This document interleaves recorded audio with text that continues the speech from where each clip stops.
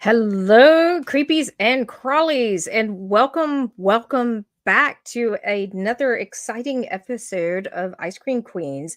And we have a fun-filled episode for you guys as we are going to talk about the music industry and a lot of the really bizarre things that have happened and are happening currently. So, without ado, let me bring in Magda. I do believe. Hello. Hello, How are lovely to you? see you. And I'm Tired. also Oh, yes, aren't we all? Aren't we all? I'm also going to go ahead and bring in Lauren. Hello. Hello, lovely. Hello. How is To you. everybody doing this evening? That Mm, that was a fun rush. I logged in to be mm. like, "Oh, it's showtime." And then my computer was like, "We're restarting your system now." And I was like, "Why? Why now?" So yeah, that was great. It happens. Yeah. I I have nothing. I'm like it's been it's been that week, it's I been that day. I don't know what the hell I'm doing. Is that okay? That's fine. No, here. it's fine. It feels It's like the world is on fire and everything is Yes. really. slowly, progressively. It's like a snowball fire on a mountain. Mm, It just gets a little worse and worse and worse. And I'm just sitting here sipping my tea, going like, "This is fine. Everything is fine." mhm. And we're only halfway through the month as it is. Okay. All right. So we're going to have to take a step back because when you say the world is on fire, can we define that just a little bit? What do you mean by the world is on fire? Because Okay. I mean, Do you I want do you want me to know. rant? Do you want me to rant? I'll rant. Hell yeah. It's rant time. Go for it. Everything sucks. The political climate it feels like it's about to boil over. It feels like there's about to be some sort of like gigantic event that is catastrophic, even though there's already been catastrophic events because Mm, fun weather, but it feels like it's Yeah. not done and it's only just going to keep going and getting worse because like I don't know. And there's also these mm. two chicks at work who will not get off my ass. Stop emailing me. Damn. Okay. Now I'm done. Thank you. Good. No, I kind of feel that. Leah. No, it's interesting because as we do approach, we generally don't talk about politics at all because I mean Mm-mm. that's kind of, Mm. when you start talking It's about not. Yeah. politics, it's just it's not a fun thing. No. But as we start rapidly approaching the upcoming election and we start to realize what a dumpster fire is going on in the world. I mean, just Mm, in general. It's a little alarming, it's a little concerning, and I mean, you know, It everything is very concerning. I do see a light at the end of the tunnel. Like I'm I checked. Okay, so this is fun. I don't know if you've ever watched Supernatural, but Misha, who yes, played Castiel in Supernatural, I has love him. this text line thing to where Mhm. he can like text you and he emails you and he's just like, "Hey, what's up?" But his newest thing has been, "Are you registered to vote? If you aye. check through this link to make sure that you're registered to vote, you could win a trip to come see me and Jensen Ankles, all of them at some convention that they're doing." And I was just like, well, I know I am, but you know what? Dang it, that's a good reason to double check, Misha. So Absolutely. Absolutely. No, I am 100% with you with this. Just um like I said, I generally avoid political topics, political As comments just is. because I mean, working in the environment that I have been for as long as I have been in that environment, the subject of politics can be very polarizing. Mm, And when you consider that I have dealt with fundraising for as many years as I have, I'm not actively in fundraising now, but you just learn to mm, we don't talk about aye. it. I have a difficult time with that because someone will say something and I'll look at them and be like, well, that's stupid. And then so Absolutely. My response to just about everything, I'm like, that's just stupid. I'm like, I why would you revert to think that? my I know. Um, but the other side of that is actually, we get to see these people and we get to see how people think and how they live, and it's kind of fun. But all right, so we have a guest, we have a topic. I don't know where the hell I'm going with this, but hello. How are we? Everything is wonderful. We are fine. That's I the am. fun panic of like, get off the politics, get off the politics. I People get so mad. It doesn't matter what you say. You could be like directly for this side and they would get mad. You could be on this side and they would. People get so mad. And also, this is not a political show. If you want to hear my politics, go to my TikTok or go to my Facebook. Okay. We're here to talk about creepy ass shit. So yeah. Hey. With that said, not that our guest is creepy. Amazing. I have known Art for so many years. What the hell? Why are you making? I'm bringing him so he can defend himself. Come on, what's up? Hello. I don't know. I don't know Art, but I feel like he would be like, no, I'm kind of creepy. A little. Just a wee bit. I know I'm creepy. Yeah. I've been told That's that. why we like you. Lovely. Oh, It's why am I lovely to see you crying? again. This is great. Oh, so How's check it it going, out. everybody? Eli has already commented, how do you sleep at night? From Johnny to me. We don't know how we sleep at night. We just sleep, heavily medicated. The dead. I know. So, hey Art, how are you doing? I'm doing well. Thank you for having me tonight. Thank you for joining us. So, I'm going to let you introduce yourself because you have a very interesting past. And I would like for you to share a little bit about your background and how we know how you know us because, you've been with us, you've been on the show with us before, but let's talk about a little bit about your past and where the skeletons are buried. How about that? Yeah, okay. So most of the skeletons that I've been associated with, they're buried in my past. I've worked in radio for, God only knows how long, probably 35 years. I've worked for several Memphis radio stations. I've worked for Jones Radio Network. I've worked for stations in Denver, Colorado, Mississippi Gulf Coast. I've got a laundry list of them. Probably half of them I've been fired from. The other half, it was when I've gone on to bigger and better things. But most of the time I've spent in rock and roll. So I'm a big rock and roll fan. Love it, and eat, sleep, drink, breathe every day. As are we. We absolutely love the fact that you are so into the music and music background, and we see your Memphis Drum shirt on, and yeah. So I mean, yay! Thank you for joining us.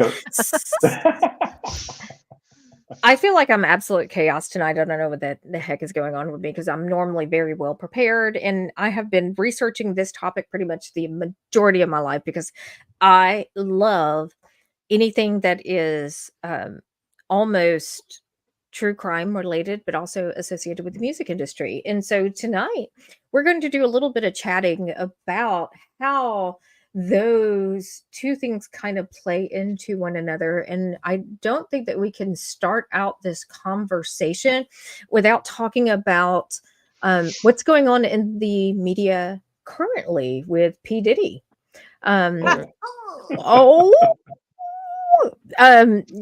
Because it's still in motion and there's a lot of things that are untouched. But there is so much that is coming out about him. And the thing that really is kind of sparking my interest is the Eminem tie-in, specifically referencing songs where he has referenced supposedly P. Diddy and this situation and the essays and everything that's going on the current album.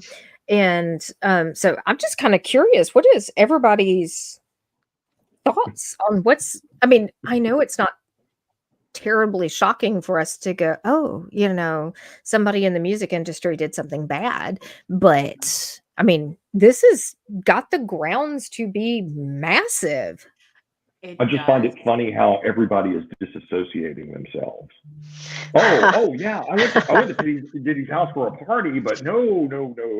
It was only one time, and I didn't stay long, and I was sick or something like that. It's crazy. Nick Cannon was on there recently. He said, yeah, he did party with Diddy, but he said he's got nothing to hide. So we'll see how that turns out in court. I am on the weirder end of this because I know that there's a lot of associations to where people can be like, oh, well, this person hung out and this person hung out and this person hung out. People, especially people who are predatory, will match someone's energy. And so if someone is there hanging out and it feels like they're just there to have a good time and like, hey, let's go do this fun thing and then we're done.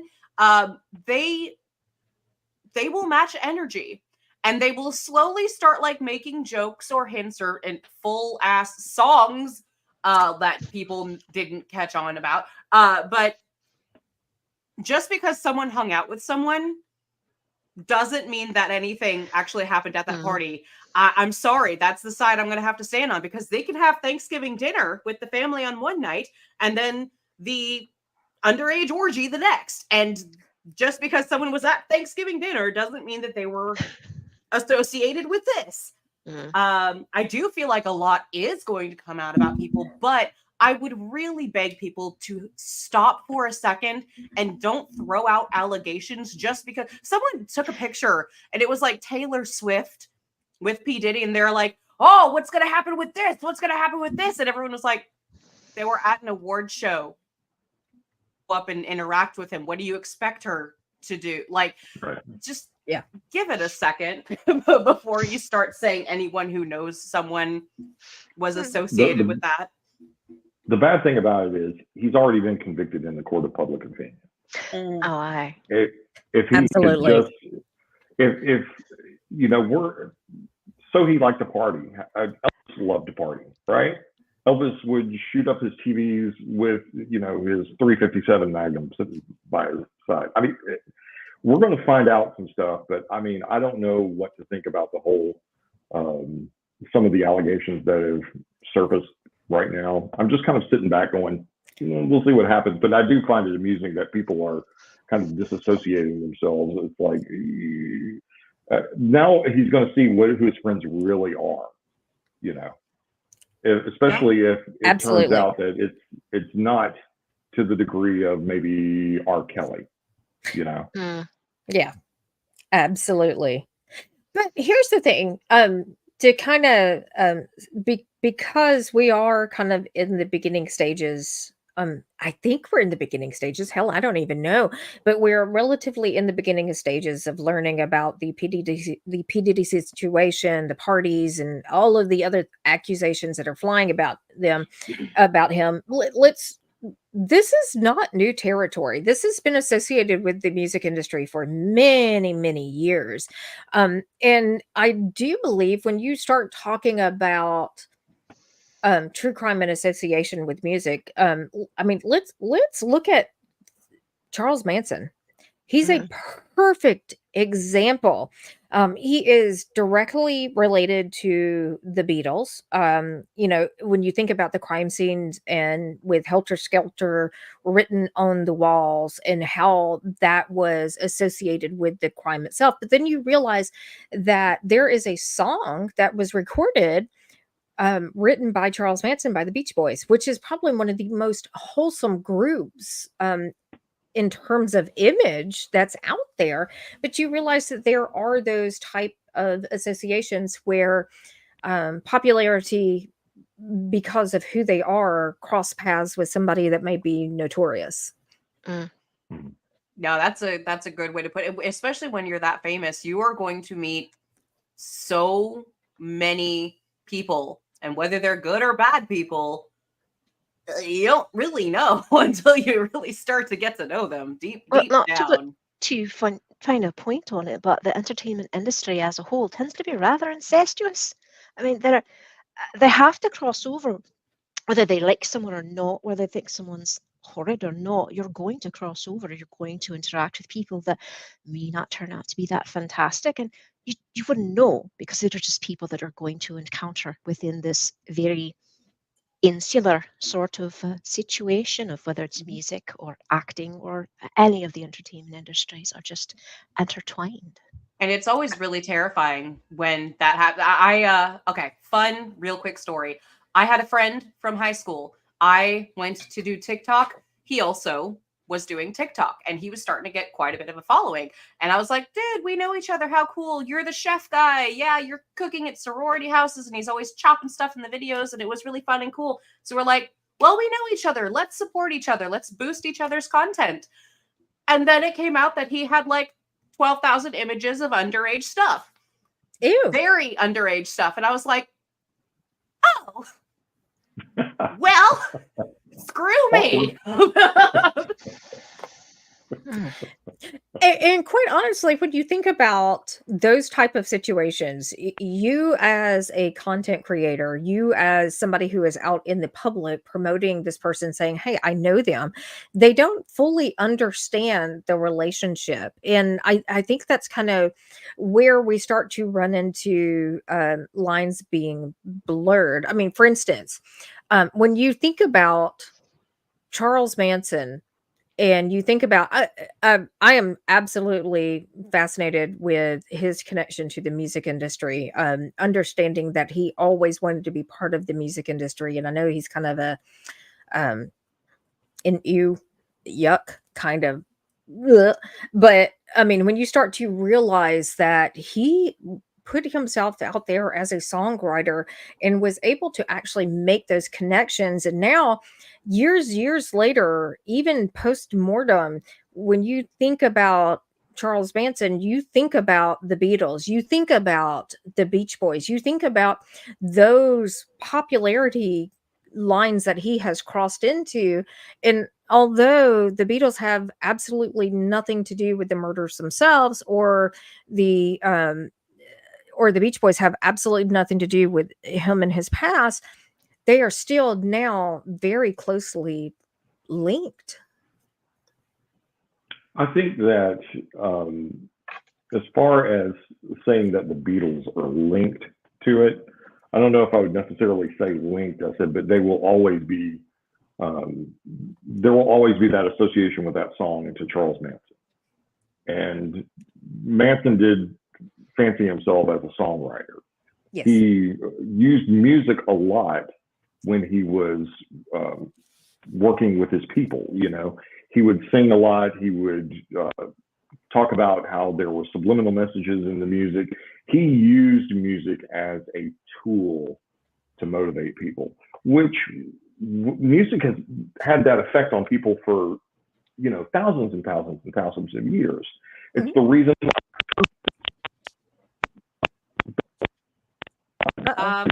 I don't know about y'all. Hang on. Bear with us. We cannot hear you. Your mic, I think, went out.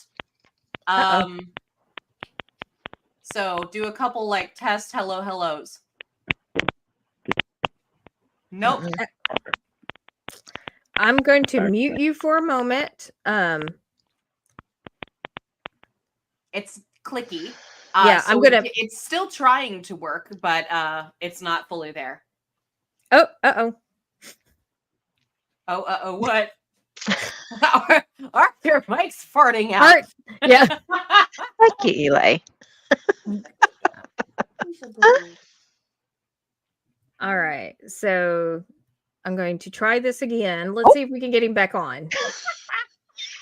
That's what I get for trying to show the dog. Okay, Art, I think the mic has completely gone out. Art, if you want to pop in and pop out again, let's try that and see if this works. Maybe also try and go micless if the mics aren't working. Sometimes it gives feedback, but sometimes we can get away with it. So we'll give it a go. Oh, there you are. Oh, absolutely. Yes. Yay! Yeah. Amazing. So anyway, as I was saying, you know, I mean, Manson used music as a tool. Mm-hmm. I mean, he used it to motivate people, which is the same thing that's been going on for thousands of years with the church, you know, using bells to call people to worship, Mhm. the choral music inside the churches, to motivate people, to give them that sense of the divine. Using it, like in political campaigns, when the Clinton campaign, what was when they used Fleetwood Mac's "Don't Stop Thinking About Tomorrow," even had the group on stage. You're talking about using music to motivate, inspire, move forward, with people, and sometimes in certain cases, nefarious, take it and twist it and mold it. I mean, Manson was infatuated with the White Album, but how many people were infatuated with the White Album? But he just happened to be the one that took it to the next level and made a mark outside of the music itself that impacted, history. And here's the thing that's so interesting about this, because, we talk about that Manson himself is not associated with the Beatles other than his fascination with the White Album. And you talk about how the song itself is not part of the whole grand scheme of things. However, Vincent Bugliosi, who is the author of the book Helter Skelter, which is all about the Manson family murders, basically created this image that directly linked the two together forever, in my opinion. There was a really neat comment a second ago that I would love to read out loud if we could go ahead and pull that up. Was it this one? Yep. Okay. So, is it an artist's responsibility for what people do with their art? I'm going to say yes and no. If an artist leans into it, if someone makes dark, broody music and someone else listens to this and it has famously murdered somebody else, and they're like, yeah, keep doing that, and they lean into it, then yes. But if it's just something someone took and it did, then no.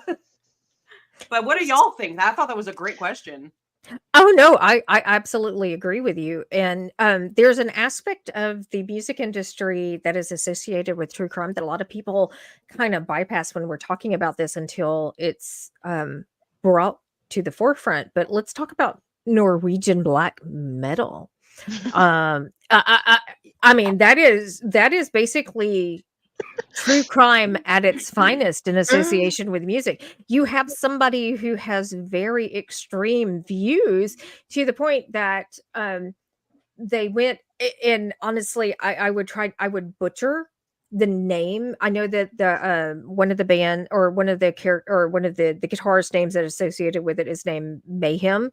But when you think about, there is a true crime case that associates killing of there's a murder.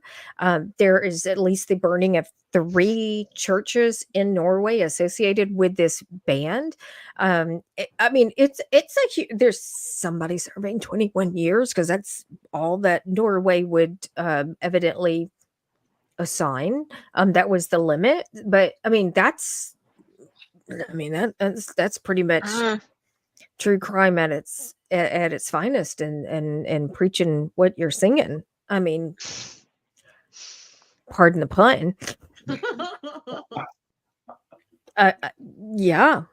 Oh, thank you. Leave it to Eli.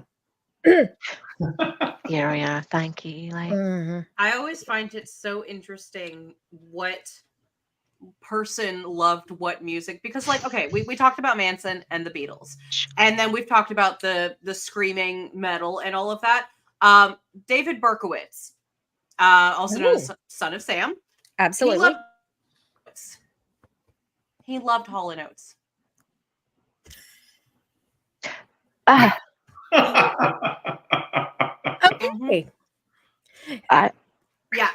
So can you imagine him performing some of his acts to, Sarah's Smile? It's just, I pulled up a couple here, like Jeffrey Dahmer, Black Sabbath. Okay, I can see that. Yeah, that goes together. John Wayne Gacy, REO Speedwagon. I don't even know where to go with that. It's so interesting because some of them you're like, yeah, okay, I can kind of, and then one pops up and you're like, what? I will never be able to listen to "I Can't Fight This Feeling" anymore without about John Wayne Gacy. I'm sorry, my brain just went to Dahmer with "I Can't Fight This Feeling," and I'm just like going, "Is he eating somebody?" No. So okay, fun fact: I can never hear that song ever without hearing it right, because my brain doesn't say "I can't fight this feeling," and this was before I ever knew any of this, because my brain would always switch the word "feeling" to "penis." Go ahead, sing it in your head real quick. No. I can't fight this. Did you say penis? Yes, deep inside of me. Because it just goes with it. Yeah. I'm hooked on a penis. Anyway. Sorry. Oh, God. Continue on, please. Poor Blue Suede. Shut up now. Yeah. So we've talked about people who have reference music that they're listening to, and I mean, quite honestly, we all have been in that headspace where what we are listening to either soothes us, enrages us, causes us to drive a lot faster. Lauren, yeah, we've been there, done that recently. But I mean, quite honestly, how many bands, how many songs have actually been blamed for a true crime, a situation? You know, obviously Ozzy comes to mind because as we all know, Ozzy has been blamed for. My brain just went blank. Somebody take over for me for just a minute. I'm like, where did my brain go? I'm having to Google that because I didn't look that one up. But yeah, keep going. Yeah. No, I mean, absolutely. There are situations where musicians have been blamed for their association with a specific crime, a specific situation based on how somebody feels in reference to a specific song. And although that was not the intention of the song, I mean, once again, you never know how somebody is going to. Oh God, thank you so much. Judas Priest on trial during the 80s. Thank you. That's not what popped up for me. I just like Googled that was not. And I was like, Ozzy blamed for song, and it was like suicide solution. And apparently all of these people are mad about that song and are suing him because family members to that song. And so that's interesting. Well, that's why, when Tipper Gore, Al Gore's wife, got involved with the, Parents Music Resource Center in the 80s. PMRC and all the labeling. Right. All the songs that they thought were, causing, kids to go astray at that time. Mm-hmm. So, I mean, Prince, Sheena Easton, Judas Priest, Motley Crue, Def Leppard. Mm-hmm. I mean, Glenn Campbell was defending people like, Twisted Sister. I remember John Denver. Right. Absolutely. So, standing there defending Rocky Mountain High. Yeah, I mean, you had to. I think that it just goes to show the power of music, the power that it has on people. Like you were talking about getting on the road. I cannot listen. I can't be on the interstate and listen to heavy metal because I'm going to drive like a maniac, and the majority of people in Memphis already do that. So absolutely, I'm taking my life into my own hands. I'm generally going to switch it to jazz, or I'm going to switch it to classical to kind of keep me in a better headspace. But again, that goes to show that the power that music has on everyone. I think it definitely plays into, even though we're talking about people and as crimes that are associated with certain songs. I mean, I think anything can have that power if it's wielded, in a negative way by whoever. I mean, maybe it's hijacking an artist's work.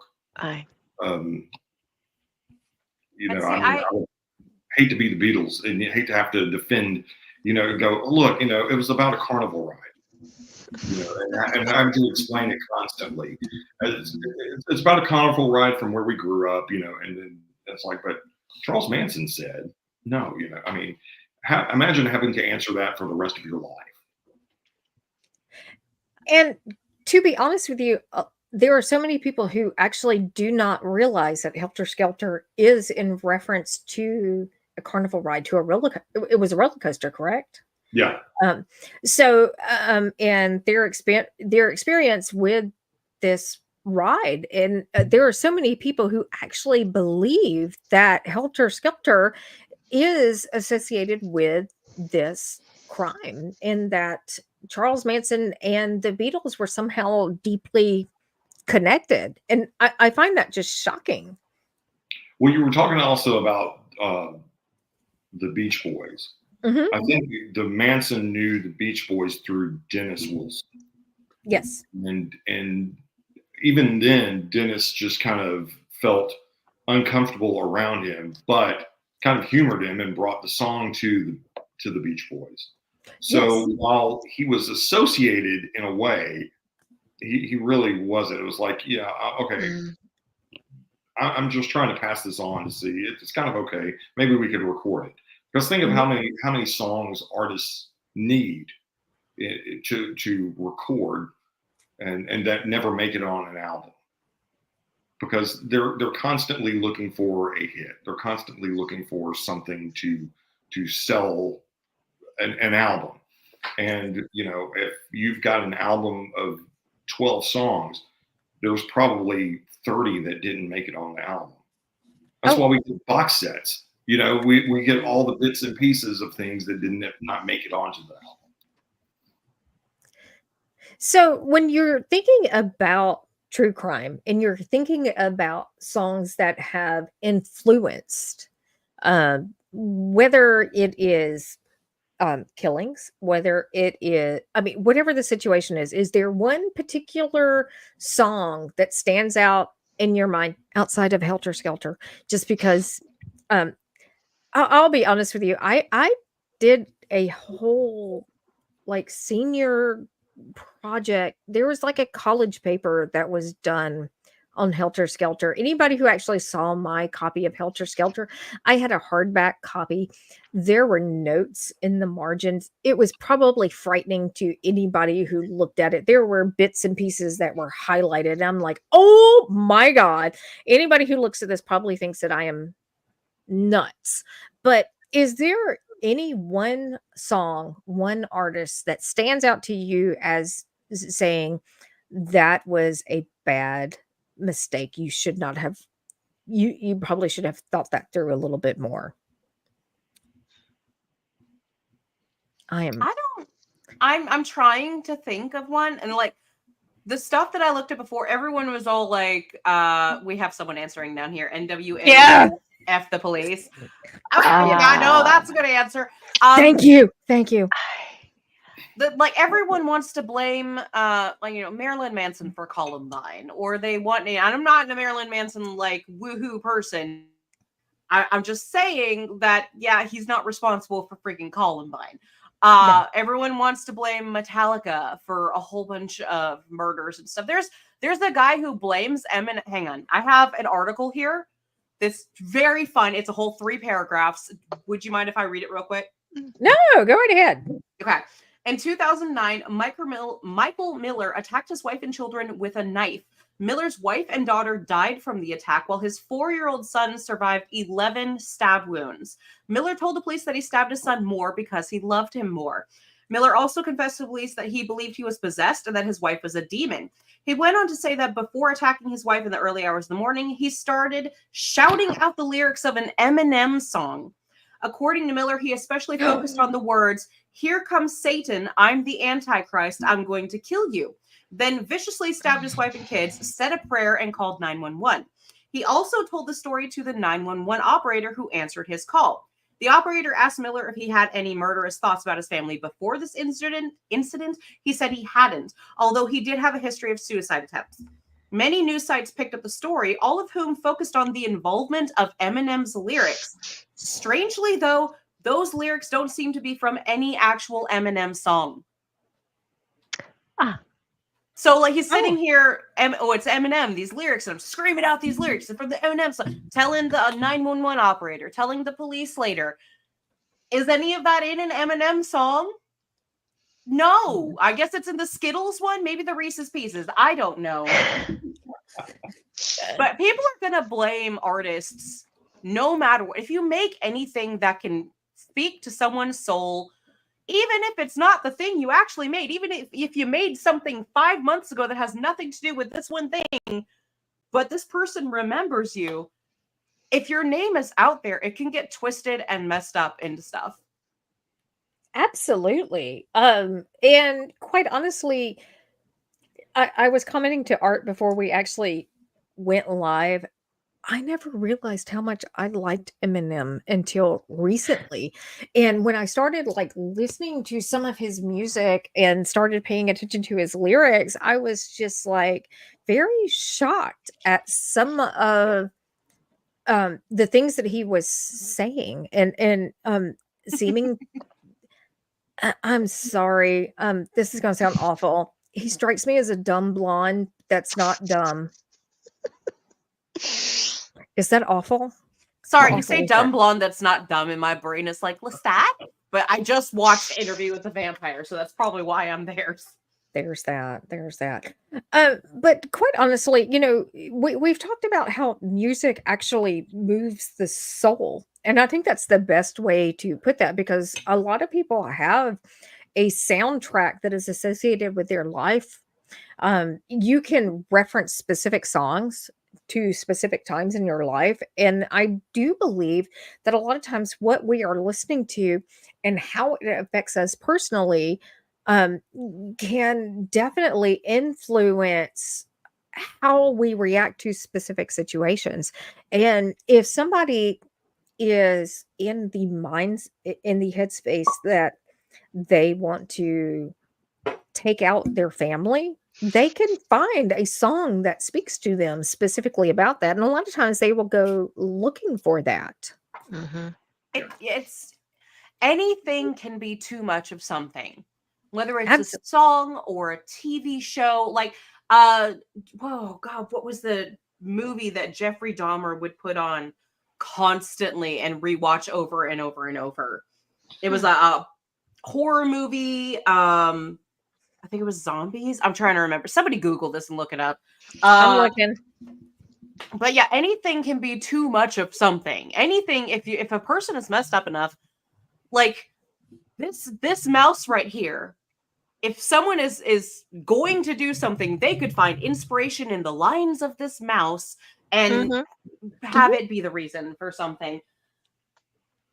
With music and how it affects people, because music hits more than just like, I listened to this thing. It hits emotions. And so it seems to hit people a lot harder. Someone please tell me what that movie is now. I can't. It's going to bother me for the rest of the night. I'm calling on Joey the Roadie and the because I feel like he would probably know, but also I'm calling on the Cabana Boy because I feel like they would be able to look this up and tell me. Sorry. The Minione. Go Gadget. Sorry. Go Gadget. Yeah. No, I absolutely agree with you that there is, and quite honestly, when we start thinking about, I actually have a playlist set up in my phone to calm me down. If I am overly stressed at work, I pop my earbuds in and I start listening to very specific. It is folk music. I am so sorry. I feel like I'm in midsummer. I feel like I should have like some. I don't necessarily want to put somebody in the bear or set them on fire, but sometimes I might. There's that. But you know, we do realize that there are specific songs that can deeply influence the way that we feel about situations. By the way, it was the Exorcist 3. and talk about the mixtape. I mean, seriously, I mean, it goes back to kids making mixtapes, back in the day for their significant others. I mean, it's something to invoke a feeling, a memory, an idea. So okay, we're all a bit older here. Who had mixtapes that someone gave them? That obviously the person had the crush. Yes. Yeah, all of us. I love that. Okay, sorry, keep going. I might have married somebody who gave me a mixtape. Now it's an Apple playlist, right? Yeah, absolutely. Absolutely. And it seems a bit less. I'm sorry. It's just not quite the same as listening to the radio and trying to time that record play. You know what I'm talking about. Please don't talk over the song. Oh my God, I got the DJ talking over it. Sorry, Art. It's okay. I've written me a song, I'm sure, in my day. Did you ever? Sorry, working over the intro, trying to hit the post. This is completely off topic, but did you ever purposefully not talk over a song because you're like, someone's out there trying to record this one for their loved one?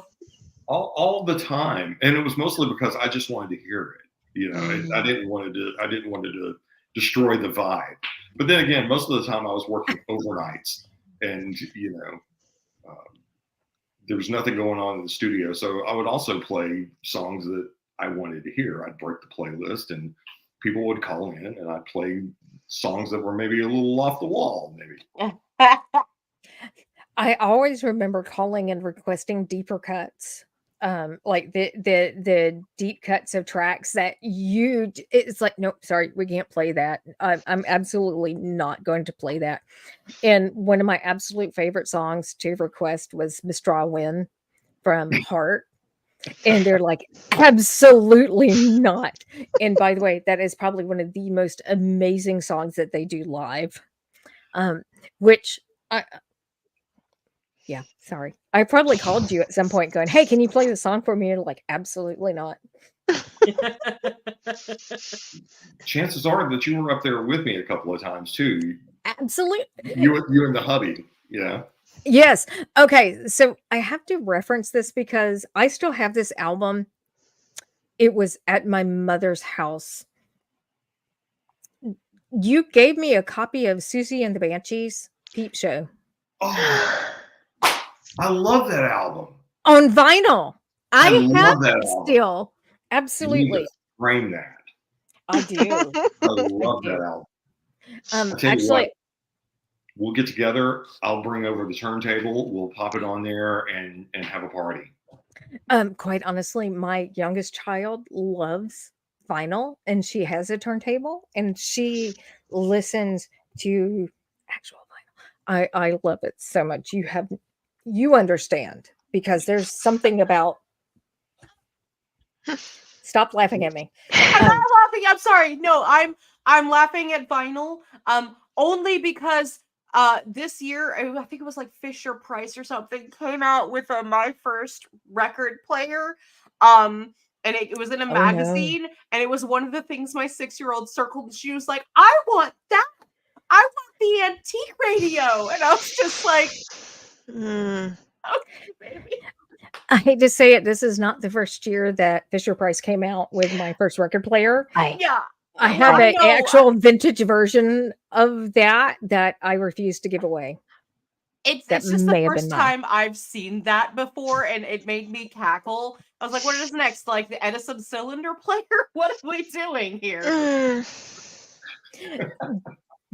We'll have a really thick 78 made out of wood that had the tar coating on them that we used. Yes. Okay. So most people who are familiar with our show know that I am dealing with a family loss. And one of the things that I am dealing with is my mother's house. And in my mother's house, she has this vintage record player that is a suitcase. I can't it's like a Westinghouse giant black suitcase that the speakers open outwards. It still works. It is so. Do what? My parents had one, except it was in gray. Oh, yes. This is one of those things that has like the 45 little spindle that you put on the main thing and you drop 45s on it. I was in there listening to, and sometimes it would work, sometimes it wouldn't. Sometimes you have to like move the turntable to get it to actually work because it is that old. But it is so amazing to listen to and realize that vinyl is not dead. It is still alive and it sounds so glorious coming through those crackly speakers. And oh God, it was so beautiful. Okay, somebody take over. I've been drinking too much. Is that obvious? I should have ate. I ate. Oh my God. Okay, so sorry. You were talking about food and I just got done cooking. We had blackened catfish, red beans, and rice tacos. And I just need to brag about that fact. Well, yeah. Yeah. Sorry, that was all. So we've talked about music that inspired crimes, but what about crimes that inspired music? There are all sorts of various songs that were based on various crimes. There's I'm trying to remember, a Smith song. Suffer the Little Children is a Smith song that is based on the Morse murders. And it's one of these songs that starts out, it's sort of, it begins very gently and softly, and it's quite lovely sounding until Morrissey starts singing, of course, and then it just goes to hell in a handbasket. But it's so terrifying and it's so heartrending, and there's quite a few. I mean, like, does anyone else have one as an example? It was. I'm sorry, I was going to go back to the Morrissey. Morrissey caught a lot of flack over that. The Smiths caught a lot of flack over that. But the thing is he went and took the song to some of the parents of the kids who were killed in those murders and let them listen to it and explained it to them, and they basically gave their blessing to some degree. They understood where he was coming from, because it wasn't to sensationalize it, but more or less it was a political statement regarding how it was handled. One of the Boomtown Rats, I Hate Mondays, was about who came in and yeah. So as you were talking, I was like, oh, okay, that's I didn't think about that. And I looked it up.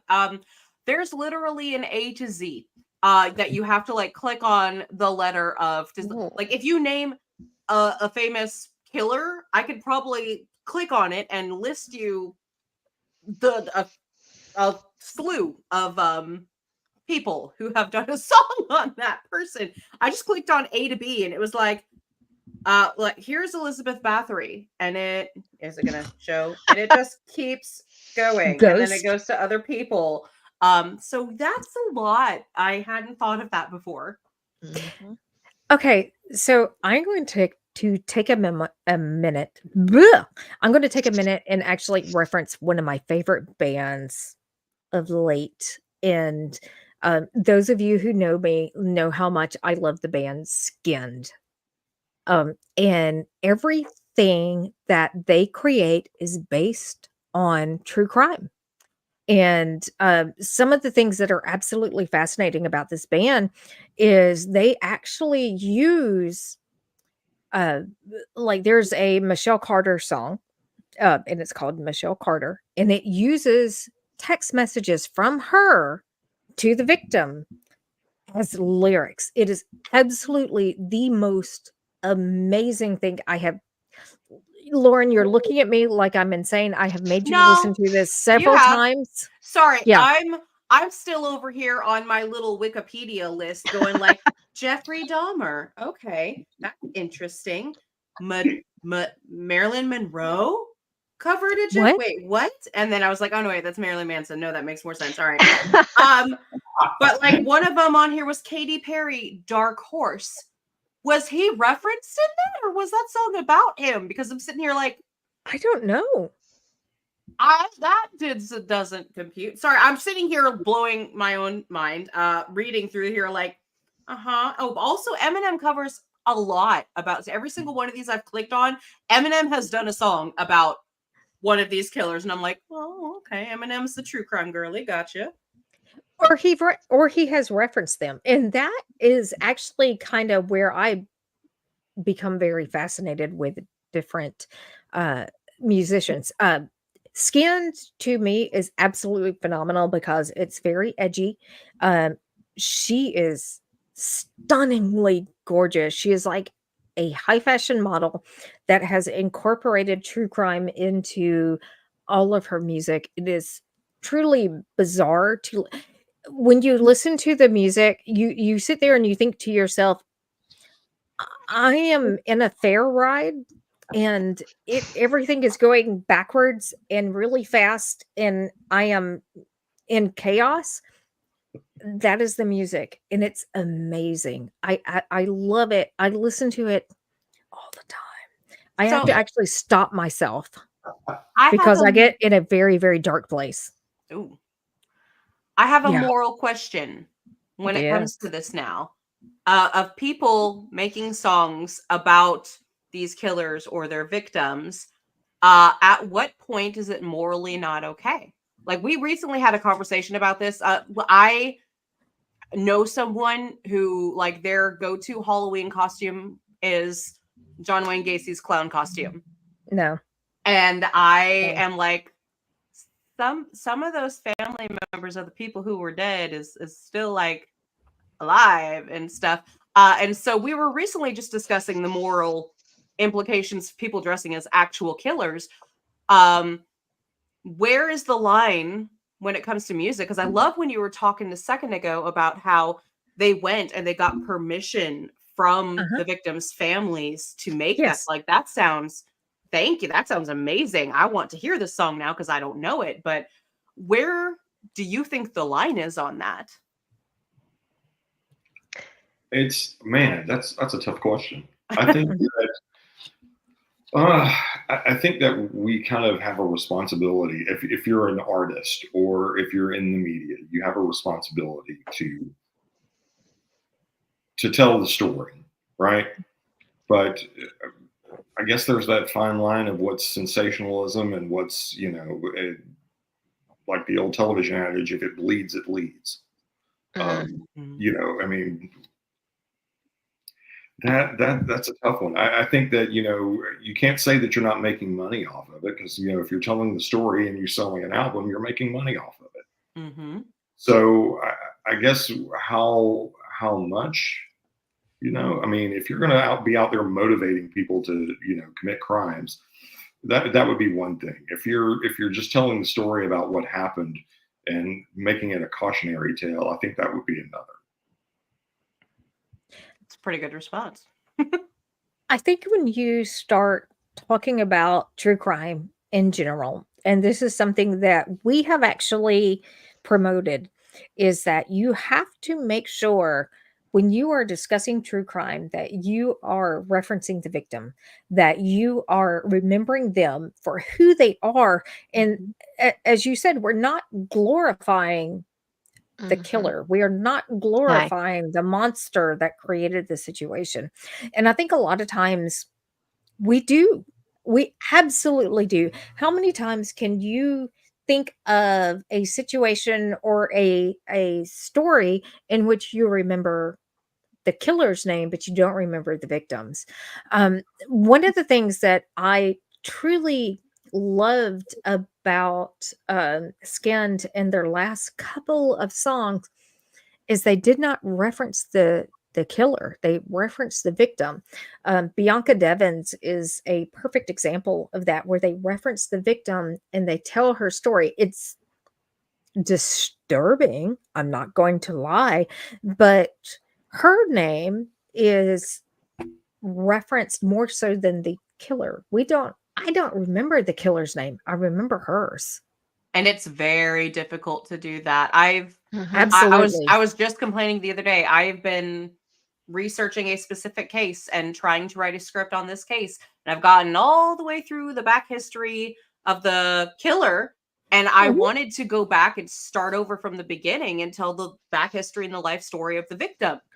But I can't find enough about the victim to do that. And it's really frustrating because I feel like I'm stuck here because no one's talking about this person who was brutally murdered, horrifically murdered, and the entire life story and the sob story is all about the killer. Really difficult to get the other side. Well, and I think a lot of that has to go back to the family themselves. A lot of times they don't want to be remembered as the family of this particular situation, and they want to kind of erase that negative image. So one of the things that I absolutely love, and we have looked into, there is a true crime convention that we have looked at, and I am absolutely fascinated with. There are several people who are part of the panels that are advocates for victim rights. And for me, if you're going to cover true crime, I think that you should be an advocate for victim rights. You should be supporting the family. You should be doing and telling the story that they want to be remembered. Sadly, that's not always the case.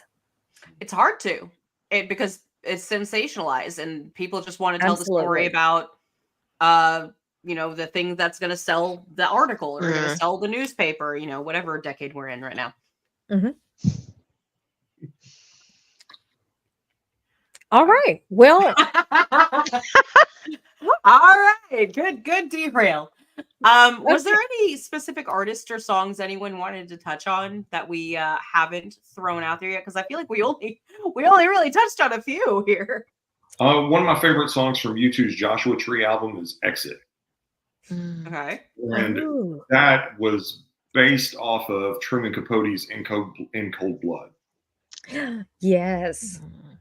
So that's one of my favorite songs. Interesting. Let's see. Nico Case has a song called Deep Red Bells, which is about the Green River murders, I believe. And it's quite haunting. It's quite beautiful to listen to because it's all about the victims. It's not about the killer at all. It's quite fascinating. It's good. Recommend it. One thing we haven't even touched on here are pretend murders. How many times has there been a song where someone goes in and they do all of this stuff and they kill these people and all of that, and none of it's real. It's just them sitting there telling the imaginary story of the time they thought they were cool in their head. And honestly, those to me scare me more than anything else because I'm like, you want to be that person? Why is this your fantasy? I don't know, because at the same time, the first one that came to my mind when you said that was Nick Cave, Murder Ballads. Yes. And I don't think he wants to be the killer of Millhaven, but it comes to mind. There is an artist that I am absolutely fascinated with called Amigo the Devil, who is a murder folk. I think that is the genre. That's a new one to me, but some of the songs that he creates and he puts out for just general consumption are based off of true crime, and absolutely fascinating. But some of them are things that are in his brain and are deeply rooted, and his lyrics are so disturbing. And this is one of the artists that I go to on a regular basis when I need to calm down. And I don't know why his insane murder ballads are my calming mechanism. But when you start thinking about artists who can write to that level of disturbance, is that a nice way to put that? I mean, it's very graphic and it is very disturbing. and I love every minute of it. I had to I'm look gonna. at this album while you were talking about it, and one of the album titles, perfectly enough, is "Everything Is Fine." Right? Yes, Everything's fine. Everything's fine.